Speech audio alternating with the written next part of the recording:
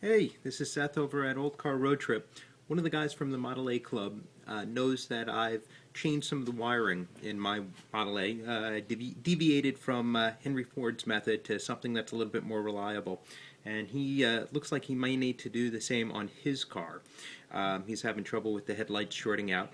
And I thought I would show him, and I had only done it on one side of the car, one of the headlamps, and I'm going to do it on the other. So I've just started. I figured let me first demonstrate what's going on. First of all, you have the old system, which includes a wire that used to be connected and all these plungers attached to springs. I don't know if you can really see it well, but then you have another piece where the old wire comes in and there's a connector and you have pins, so normally three of them. They plug together and twist until they lock into position, so you have the plunger against the pin. The plunger has a little spring giving it some pressure against the pin, and theoretically you get connections. The problem is, and I don't know if you can see it, these pins wiggle around a lot, and they can short against each other, they can short against the housing.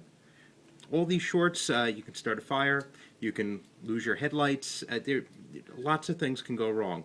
They're not very reliable. They're one of the things that caused me a lot of trouble on my last trip and something I wanted to resolve before the next trip. So what I have done, I'll show you.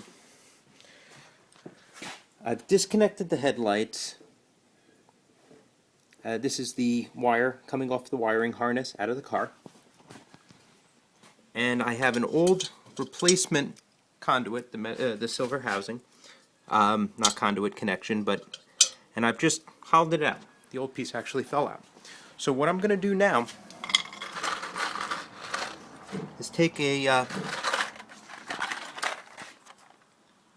couple of these connections. These are bullet connections, male and female sides.